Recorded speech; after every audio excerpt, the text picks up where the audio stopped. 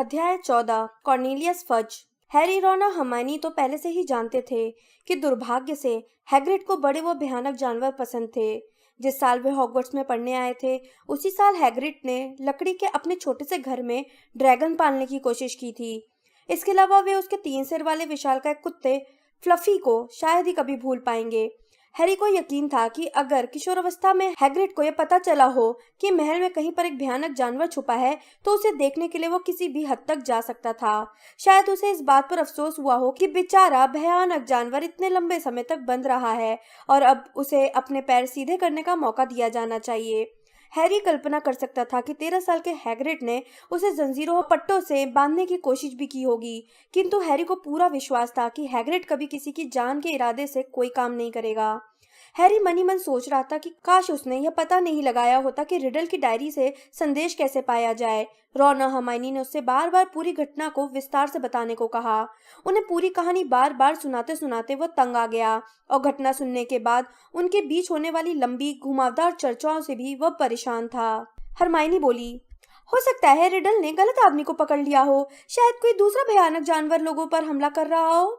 Ron ने सपाट लहजे में पूछा, तुम्हें क्या लगता है उस जगह पर कितने भयानक जानवर रह सकते हैं?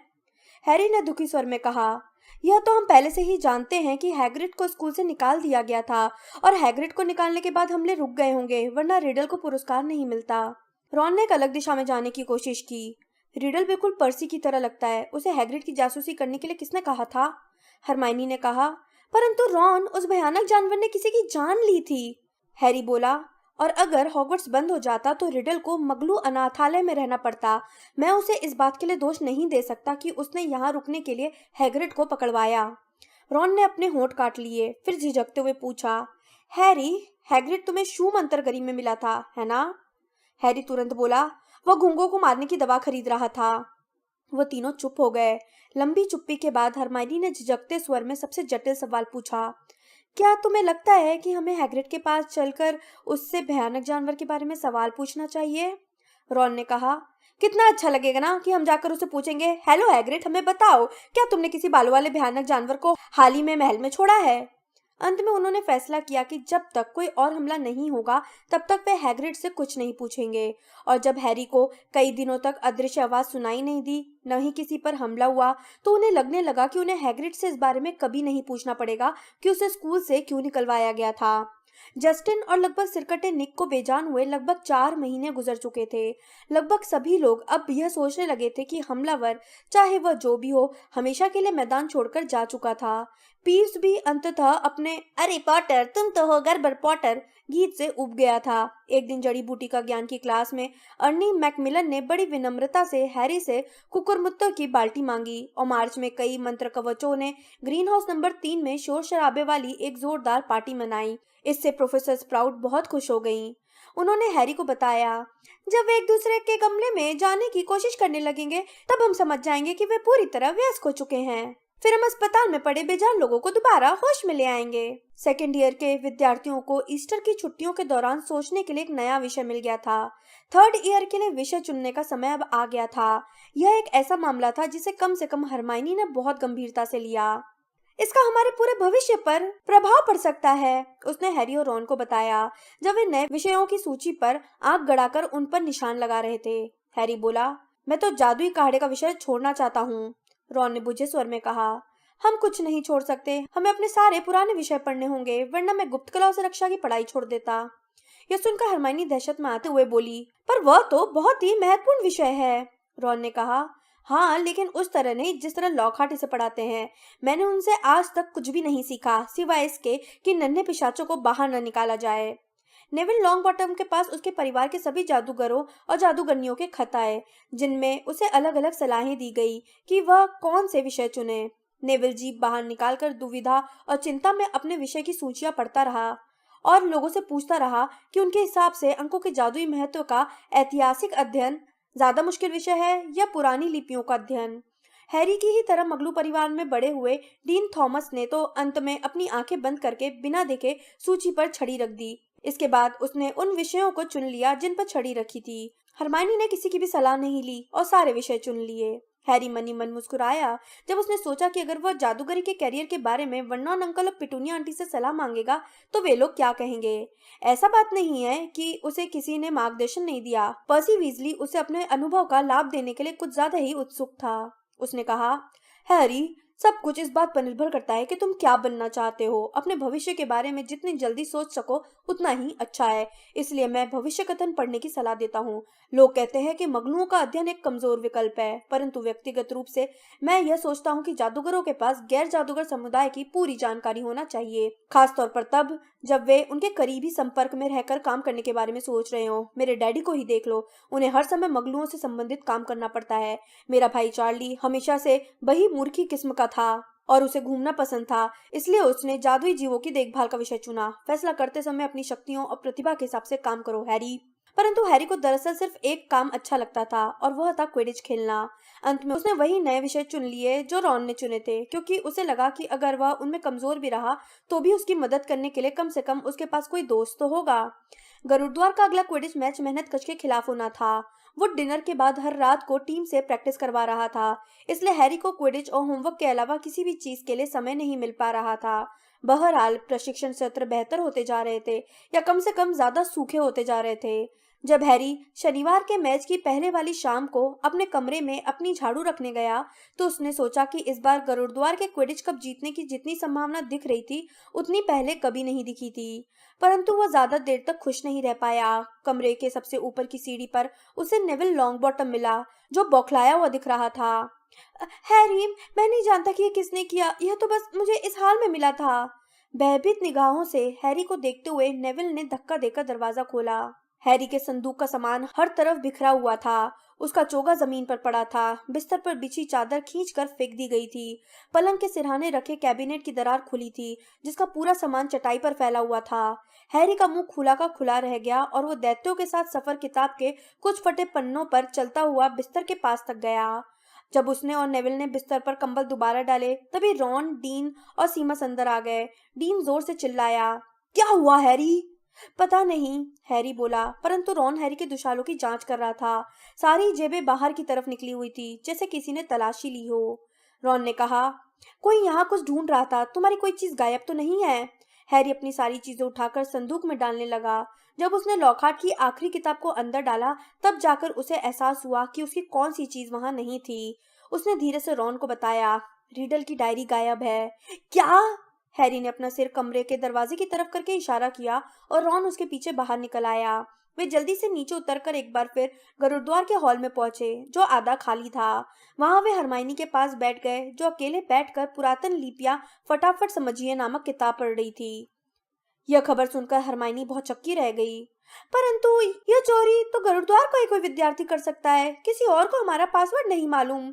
हैरी बोला, वही तो। अगले दिन जब वे उठे तो बाहर सूरज की चमकदार रोशनी फैली थी और हल्की हल्की स्फूर्तिदायक हवा चल रही थी।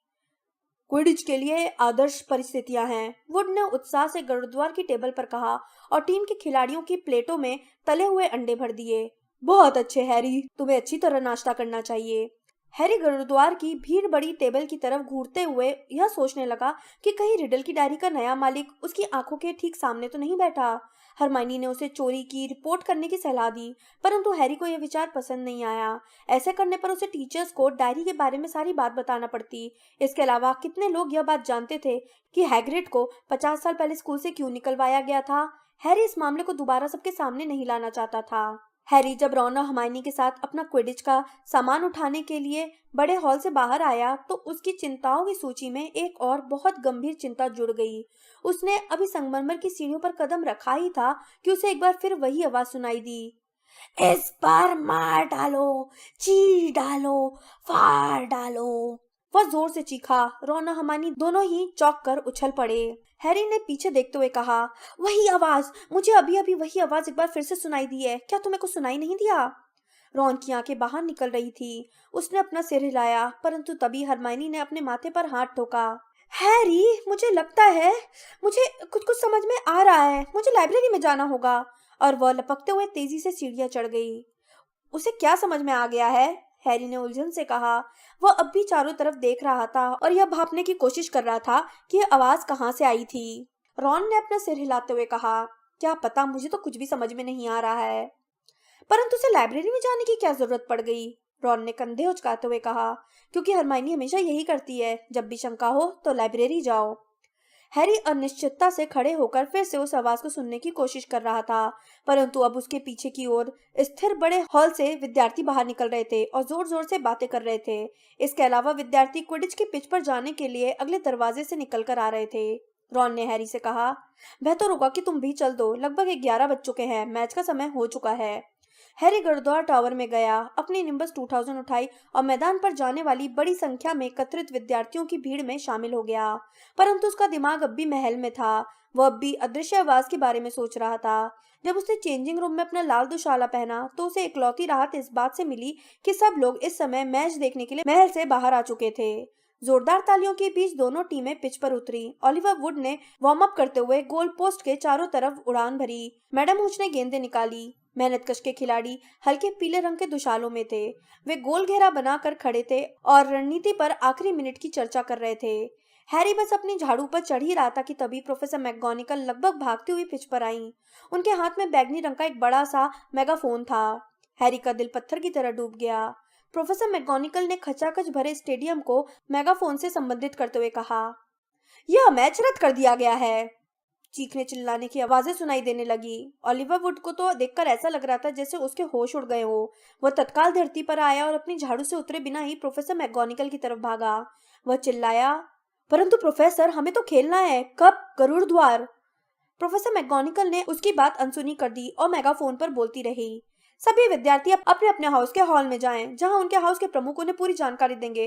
कृपया जितनी जल्दी हो सके पहुंच जाएं। फिर उन्होंने मेगाफोन नीचे करते हुए हैरी को अपने पास आने का इशारा किया। पॉटर, मैं सोचती हूँ बेहतर होगा कि तुम मेरे साथ चलो। हैरी ने सोचा कि इस बार वे उस पर संदेह कैसे कर सकती हैं। फिर उसने रॉन को शोर मचाती भीड़ से अलग होते देखा। जब वे महल की तरफ चलने लगे तो रॉन भागकर उनके पास आ गया। हैरी इस बात पर हैरान था कि प्रोफेसर मैकगोनागल ने इस पर कोई आपत्ति क्यों नहीं की। हाँ वीजली, शायद यही बेहतर होगा कि तुम भी साथ चलो। उनके चारों तरफ मंडरा रहे कुछ विद्यार्थी मैच रद्द होने पर बड़बड़ा रहे थे। बाकी चिंतित दिख रहे थे। हैरी और रॉन प्रोफेसर मैकगोनागल के पीछे पीछे स्कूल तक गए और संगमरमर की सीढ़ियों से ऊपर चढ़े, परंतु इस बार वे उन्हें किसी के ऑफिस में नहीं ले गईं।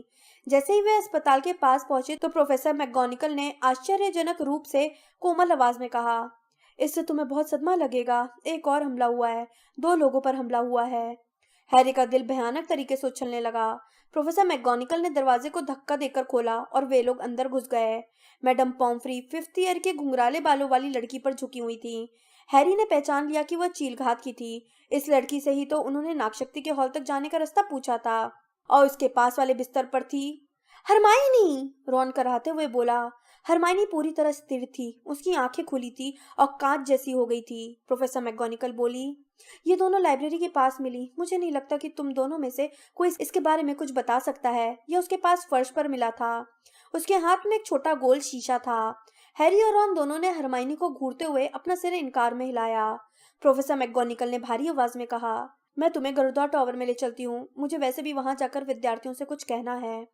सभी विद्यार्थी शाम को 6 बजे तक अपने हाउस के हॉल में लौट आएंगे। कोई भी विद्यार्थी उसके बाद अपने कमरे से बाहर नहीं निकलेगा। टीचर तुम लोगों को हर क्लास के लिए ले जाएंगे। कोई भी विद्यार्थी टीचर के साथ रहे बिना बाथरूम में भी नहीं जाएगा। क्विडिच की आगामी समस्त परीक्षण और मैच स्थगित कर दिए गए हैं। शाम की सभी गतिविधियां बंद कर दी जाती हैं। हॉल में इकट्ठे गुरुद्वार के विद्यार्थियों ने प्रोफेसर मैकगोनागल की बातें खामोशी से सुनी। प्रोफेसर मैकगोनागल ने उस चंपत्र को मोड़ा जिससे वे पढ़ रही थी और थोड़े रूंधे गले से बोली, शायद मुझे ये बताने की जरूरत नहीं है कि मैं इस समय जितनी दुखी हूँ उतनी पहले कभी नहीं रही। अगर हमलावर पकड़ा नहीं गया तो हो सकता है हमें स्कूल बंद करना पड़े। मेरा सबसे यही अनुरोध है कि अगर किसी को इन हमलों के बारे में कुछ भी मालूम हो तो वो आकर हमें बता दें। वे थोड़े अजीब तरीके से तस्वीर के छेद से बाहर निकली। उनके जाने के तत्काल बाद ही गुरुद्वार के विद्यार्थियों में बातें होने लगी। वीजली बंधुओं के दोस्त ली जॉर्डन ने अपनी उंगलियों पर गिनते हुए कहा, अब तक गुरुद्वार के 2 विद्यार्थी बेजान हो चुके हैं और एक भूत भी। चीलघात और मेहनतकश के एक एक विद्यार्थी पर हमला हुआ है। क्या किसी टीचर को यह नहीं दिख रहा है कि नागशक्ति के सारे विद्यार्थी सही सलामत हैं? क्या इससे यह स्पष्ट नहीं होता कि यह सब नागशक्ति वाले करवा रहे हैं? वारिस भी नागशक्ति का है और भयानक जानवर भी नागशक्ति का ही है। स्कूल बंद करने के बजाय सिर्फ नागशक्ति कि विद्यार्थियों को बाहर निकलवा देना चाहिए। वह गरजा। सुनने वालों ने सहमति में सिर हिलाया और तालियां बजाई। ली के पीछे पर्सी वीजली एक कुर्सी पर बैठा था, परंतु इस बार वो अपने विचार प्रकट करने के लिए ज्यादा उत्सुक नहीं दिख रहा था। उसका चेहरा पीला पड़ गया था और वह जैसे सदमे में था। जॉर्ज ने हैरी को धीमे से बताया, पर्सी को बहुत गहरा सदमा लगा है। चीलघात वाली लड़की पेनीलोप क्लियर वाटर प्रीफेक्ट है। मुझे लगता है उसने कभी नहीं सोचा होगा कि भयानक जानवर किसी प्रीफेक्ट पर हमला करने की हिम्मत कर सकता है। परंतु हैरी अधूरे मन से उसकी बात सुन रहा था। रह रहकर उसकी आंखों के सामने हरमाइनी की तस्वीर आ जाती थी, जो अस्पताल के बिस्तर पर किसी पत्थर की मूर्ति की तरह लेटी थी। और अगर अपराधी जल्दी नहीं पकड़ा गया तो हैरी को सारी जिंदगी डर्सली परिवार के साथ रहने के बारे में सोचना पड़ेगा। टॉम रिडल ने हैग्रिड को सिर्फ इसलिए पकड़वाया था क्योंकि स्कूल बंद होने पर उसे मगलू अनाथालय में जाना पड़ता। हैरी अब जान गया कि टॉम को उस वक्त कैसा महसूस हो रहा होगा। रॉन ने चुपचाप हैरी के कान में पूछा, हम क्या करने वाले हैं? क्या तुम्हें लगता है कि किसी को हैग्रिड पर संदेह होगा? हैरी ने मनी मन निर्णय लेते हुए कहा, हमें जाकर उससे बात करनी होगी। मुझे यकीन है इस बार उसने यह काम नहीं किया होगा, परंतु अगर उसने भयानक जानवर को पिछली बार खुला छोड़ा था तो वह जानता होगा कि रहस्यमय तहखाने के भीतर कैसे पहुंचा जाता है, और यह जानना एक अच्छी शुरुआत होगी। परंतु मैगोनिकल ने कहा था कि क्लासों के बाद हमें अपने टॉवर में ही रुकना होगा। हैरी ने और धीमे से बोलते हुए कहा, मुझे लगता है डैडी के अदृश्य चौके को बाहर निकालने का समय आ चुका है। हैरी को अपने पिता से विरासत में सिर्फ एक ही चीज मिली थी, एक लंबा और चांदी जैसा सफेद अदृश्य चोगा। वे सिर्फ इसी के सहारे हैग्रिड से मिलने के लिए सबसे छुप कर स्कूल से बाहर जा सकते थे। हर दिन की तरह आज भी वे अपने सामान्य समय बिस्तर पर लेट गए। उन्होंने तब तक इंतजार किया जब तक कि नेविल, डीन और सीमस रहस्यमय तहखाने पर चर्चा बंद करके सो नहीं गए। इसके बाद हैरी और रॉन ने उठकर दोबारा कपड़े पहने और चोगा ओढ़ लिया। महल के अंधेरे और खामोश गलियारे से बाहर निकलना आनंददायक नहीं था। हैरी पहले कई बार रात को महल में घूम चुका था, परंतु उसने दिन ढलने के बाद वहां पहले कभी इतनी भीड़ नहीं देखी थी। टीचर्स, प्रीफेक्ट्स और भूत जोड़ियां बनाकर गलियारों में पहरा दे रहे थे और किसी असामान्य गतिविधि की तलाश में चारों तरफ नजर रखे हुए थे। उनके अदृश्य चौके के बावजूद उनकी आवाज सबको सुनाई दे सकती थी। इस बारे में एक खास तौर पर तनाव भरा क्षण तब आया जब रॉन के पैर का अंगूठा उस स्थान से सिर्फ कुछ गज की दूरी पर मुड़ गया जहां स्नेप पहरेदारी कर रहे थे। शुक्र था कि जिस पल रॉन ने गाली बकी उसी वक्त स्नेप को छींक आ गई थी। राहत की सांस लेते हुए वे बलूत की लकड़ी के अगले दरवाजे तक पहुंचे और उसे खोल दिया। रात का आसमान साफ था और सितारे चमक रहे थे। वे तेजी से हैग्रिड के घर की रोशनी भरी खिड़कियों की ओर बढ़े। सामने वाले दरवाजे के ठीक बाहर पहुंचकर उन्होंने अपना चोगा उतार दिया। उनके खटखटाने के कुछ ही क्षण बाद हैग्रिड ने दरवाजा खोला। उन्होंने देखा कि हैग्रिड ठीक सामने खड़ा था और उन पर धनुष बाण से निशाना साधे हुए था। उसके पीछे उसका फैंग नाम का कुत्ता जोर से भौंक रहा था। ओ, उसने अपना धनुष नीचे किया और उन्हें घूरा। तुम दोनों यहाँ क्या कर रहे हो? हैरी ने अंदर घुसते समय धनुष की ओर संकेत करते हुए कहा। यह किस लिए है? कुछ नहीं, कुछ नहीं, हैग्रिड बुदबुदाया। हमें उम्मीद थी कोई फर्क नहीं पड़ता, बैठ जाओ, हम चाय बनाते हैं। ऐसा लग रहा था जैसे उसे ठीक से पता नहीं था कि वो क्या कर रहा है। पहले तो उसने चाय की पतीली से पानी छलकाकर आग बुझा दी, फिर उसका बड़ा सा हाथ घबराहट में कांपा और इस वजह से केतली टूट गई। हैरी बोला, तुम ठीक तो हो हैग्रिड? क्या तुमने हरमाइनी के बारे में सुना? हैग्रिड ने कांपती हुई आवाज में कहा। ओह हाँ, हमने सुना था। वह घबराकर बार बार खिड़की की तरफ देख रहा था। उसने उन दोनों को उबले पानी के बड़े मग पकड़ा दिए। वह चाय की पत्ती डालना भूल गया था और वह एक प्लेट में फ्रूट केक का बड़ा टुकड़ा रख ही रहा था कि तभी दरवाजे पर एक जोरदार दस्तक सुनाई दी। हैग्रिड के हाथ से फ्रूट केक छूटकर नीचे गिर गया। हैरी और रॉन ने दहशत भरी निगाहों से एक दूसरे को देखा। फिर वे अदृश्य चोगा ओढ़कर एक कोने में चले गए। यह तसल्ली करने के बाद वे छुप गए हैं। हैग्रिड ने अपना धनुष उठाया और एक बार फिर दरवाजा खोला। Good evening Hagrid. बाहर डंबलडोर खड़े थे। अंदर आते समय वे बहुत गंभीर दिख रहे थे। एक पल बाद ही एक बहुत ही अजीब सा दिखने वाला आदमी उनके ठीक पीछे अंदर आया। वह नाटा और मोटा था। उसके भूरे बाल बिखरे हुए थे और उसके चेहरे पर परेशानी के भाव थे। वह अजीब तरह के कपड़े पहने था, धारीदार सूट, लाल टाई, लंबा काला चोगा और नुकीली बैगनी जूते। उसकी बाह के पीछे हरे पीले रंग का हैट दबा था। रॉन बोला, यह डैडी के बॉस है, कॉर्नेलियस फज, जादू मंत्री। हैरी ने रॉन को चुप रहने के लिए जोर से कोहनी मारी। हैग्रिड अब पीला और पसीना पसीना हो गया था।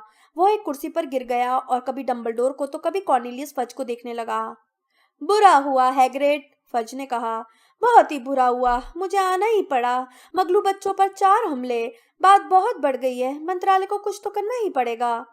हमने यह नहीं, हैग्रिड ने डंबलडोर की तरफ याचना भरी निगाहों से देखते हुए कहा। आप तो जानते ही हैं कि हमने ये नहीं किया है, प्रोफेसर डम्बलडोर सर। मैं ये अच्छी तरह कह देता हूँ कॉर्नेलियस की हैग्रिड पर मुझे पूरा भरोसा है। डम्बलडोर ने फज की ओर ब्रिकटी तानते हुए कहा। इस पर फज थोड़े परेशान दिखते हुए बोले, देखो एल्बस, हैग्रिड का रिकॉर्ड उसके खिलाफ है। मंत्रालय को कुछ तो करना ही पड़ेगा। स्कूल के गवर्नर बार बार मुझसे संपर्क कर रहे हैं और सवाल पूछ रहे हैं। फिर भी कॉर्नेलियस, मैं तुम्हें बता देता हूँ कि हैग्रिड को ले जाने का कोई फायदा नहीं होगा, डम्बलडोर ने कहा। उनकी नीली आंखों से एक ऐसी आग निकल रही थी जो हैरी ने पहले कभी नहीं देखी थी। फज ने अपने हैट के साथ खेलते हुए कहा, इसे मेरे नजरिए से देखें, मुझ पर इस समय बहुत दबाव है। लोगों को यह लगना ही चाहिए कि मैं कुछ कर रहा हूँ। अगर बाद में यह पता चलता है कि हैग्रिड ने काम नहीं किया तो उसे छोड़ दिया जाएगा और कुछ नहीं कहा जाएगा, परंतु इस समय तो मुझे उसे ले जाना ही होगा, मजबूरी है। अगर मैं ऐसा नहीं करूंगा तो यह तो अपने कर्तव्य से मुंह मोड़ना होगा। हमें ले जाएंगे, हैग्रिड ने कांपते हुए कहा। हमें कहाँ ले जाएंगे? सिर्फ कुछ दिनों की बात है हैग्रिड, फज ने हैग्रिड से नजर चुराते हुए कहा। यह सजा नहीं है हैग्रिड, सिर्फ सावधानी बरतना है। अगर कोई और पकड़ा जाएगा तो तुमसे माफी मांगकर तुम्हें रिहा कर दिया जाएगा। कहीं अज़्काबान जेल में तो नहीं? हैग्रिड भर्राई आवाज में बोला। इससे पहले कि फज जवाब दे पाए दरवाजे पर एक और जोरदार दस्तक हुई। डम्बलडोर ने दरवाजा खोला। अब पसलियों में कोनी खाने की हैरी की बारी थी। उसने जोर से सांस खींची थी। लूसियस मेल्फॉय हैग्रिड की झोपड़ी के अंदर आया। वो सफर वाला लंबा काला चोगा पहने था। उसके चेहरे पर एक ठंडी तथा संतुष्ट भरी मुस्कान थी। फैंग घुर्राने लगा। उसने बहुत प्रसन्नता भरे स्वर में कहा, तुम पहले से ही यहाँ हो फज, बहुत बढ़िया, बहुत बढ़िया। हैग्रिड गुस्से में बोला, तुम यहाँ क्या कर रहे हो? हमारे घर से निकल जाओ। भले आदमी, मेरा विश्वास करे, मुझे कोई खुशी नहीं आपके इस आप इसे घर कहते हैं? लूसियस मेल्फॉय ने व्यंग्यपूर्ण दृष्टि से छोटे कमरे में चारों तरफ देखते हुए कहा, मैं तो स्कूल गया था और वहाँ मुझे बताया गया कि हेडमास्टर यहाँ है। और आपको मुझसे क्या काम था लूसियस? डम्बलडोर ने कहा। वे विनम्रता से बोल रहे थे, परंतु अब भी उनकी नीली आंखें सुलग रही थी। दुखद है डम्बलडोर, मिस्टर मेल्फॉय ने अलसाय अंदाज में बोलते हुए चंपत्र का लंबा रोल बाहर निकाला, परंतु गवर्नरों को लगता है कि अब आपके हटने का समय आ चुका है। यह रहा आपकी बर्खास्तगी का फरमान। आपको इस पर पूरे 12 दस्तखत मिलेंगे। हम सब यह महसूस करते हैं कि अब स्थिति संभालना आपके बस की बात नहीं है। इतने सारे हमले हो चुके हैं, आज दोपहर को ही 2 और हमले हुए है ना? इस तरह से तो हॉगवर्ट्स में एक भी मगलू बच्चा नहीं बचेगा, और हम सब जानते हैं कि इससे स्कूल को कितना भारी नुकसान होगा। देखो लूसियस, फज ने स्तब्ध दिखते हुए कहा। डम्बलडोर की बर्खास्तगी नहीं नहीं, जो आखिरी चीज हम चाहते हैं वह है फज, हेडमास्टर की नियुक्ति और बर्खास्तगी गवर्नरों के हाथ में होती है, मिस्टर मेल्फॉय ने रेशमी अंदाज में कहा। और चूंकि डम्बलडोर इन मामलों को नहीं रोक पाए हैं। देखो लूसियस, अगर डम्बलडोर उन्हें नहीं रोक पाए, फज ने कहा, जिनके ऊपरी होंठ अब पसीना पसीना हो रहे थे, मेरे कहने का मतलब है, तो फिर कौन रोक सकता है? यह तो वक्त ही बताएगा, लूसियस मेल्फॉय ने कुटिलता से मुस्कुराते हुए कहा। परंतु 12 गवर्नरों की यही राय है। हैग्रिड उछलकर खड़ा हो गया। उसका झबरीला काला सिर छत को छू रहा था। यह तो बताओ मेल्फॉय कि तुमने उनमें से कितनों को धमकाया या ब्लैकमेल किया है, जिसके बाद वे इस पर दस्तखत करने के लिए तैयार हुए? लूसियस मेल्फॉय ने कहा। देखो हैग्रिड, तुम्हारा यह गुस्सा तुम्हें एक न एक दिन किसी मुसीबत में डाल देगा। मैं तुम्हें सलाह दूंगा कि तुम अज़्काबान जेल के पहरेदारों पर इस तरह से मत चिल्लाना।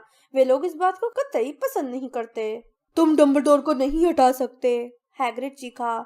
उसकी चीख सुनकर फैंग अपनी बास्केट में दुबक गया और किकियाने लगा। उन्हें हटा दिया तो मगलू बच्चों के बचने की कोई उम्मीद नहीं रहेगी। इसके बाद तो हत्याएं होंगी। शांत हो जाओ हैग्रिड, डम्बलडोर ने तीखे स्वर में कहा, और फिर उन्होंने लूसियस मेल्फॉय की तरफ देखा। अगर सभी गवर्नर यही चाहते हैं कि मैं हट जाऊं लूसियस, तो निश्चित रूप से मैं हट जाऊंगा। परंतु फज हकलाते हुए बोले, नहीं, हैग्रिड गुर्राया। डम्बलडोर ने अपनी चमकीली नीली आंखें लूसियस मेल्फॉय की ठंडी बुरी आंखों पर से नहीं हटाई। बहरहाल, डम्बलडोर ने बहुत धीमे धीमे और बहुत स्पष्ट स्वर में आगे कहा, ताकि सब लोग उनके एक एक शब्द को अच्छी तरह सुन सके। तुम पाओगे कि मैं स्कूल से सचमुच तभी बाहर जाऊंगा जब यहाँ मेरा एक भी वफादार नहीं बचेगा। तुम यह भी पाओगे कि मदद मांगने वालों को हॉगवर्ट्स में हमेशा मदद मिलेगी। एक पल के लिए तो हैरी को लगा कि डम्बलडोर की आंखें उसी कोने को देख रही थी जहां वो और रॉन छुपकर खड़े थे। बेहतरीन जज्बात, मेल्फॉय ने सिर नीचा करते हुए कहा। एल्बस, हम सब आपकी काम करने की बहुत व्यक्तिगत शैली को याद रखेंगे और हम यह भी उम्मीद करते हैं कि आपका उत्तरदायी किस तरह से हत्याओं को रोकने में सफल होगा। मेल्फॉय ने दरवाजे तक पहुंचकर उसे खोला और डंबलडोर को सिर झुकाकर बाहर निकलने का संकेत दिया। डंबलडोर बाहर चले गए। फज, जो अपने हैट से छेड़छाड़ कर रहे थे, हैग्रिड के अपने से आगे जाने का इंतजार करने लगे, परंतु हैग्रिड अपनी जगह पर ही खड़ा रहा।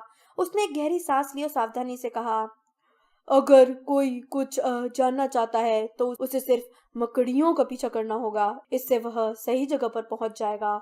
हमें बस इतना ही कहना है। फज ने उसकी तरफ हैरानी से देखा। हैग्रिड ने छछूंदर की खाल वाला अपना ओवरकोट पहनते हुए कहा, ठीक है, हम चल रहे हैं। परंतु जब वह दरवाजे से फज के पीछे निकलने ही वाला था कि तभी वह एक बार फिर रुका और जोर से बोला, और जब हम बाहर रहेंगे तो किसी को फैंग को खाना भी खिलाना होगा। दरवाजा धड़ाम से बंद हुआ और रॉन ने अदृश्य चोगा उतार दिया। उसने भरे गले से कहा, अब हम मुश्किल में फंस चुके हैं। डंबलडोर भी चले गए हैं। हो सकता है वे लोग आज रात को स्कूल बंद कर दें। उनके जाने के बाद तो स्कूल में हर दिन एक हमला होगा। फैंग घुर्राते हुए बंद दरवाजे पर पंजा मारने लगा।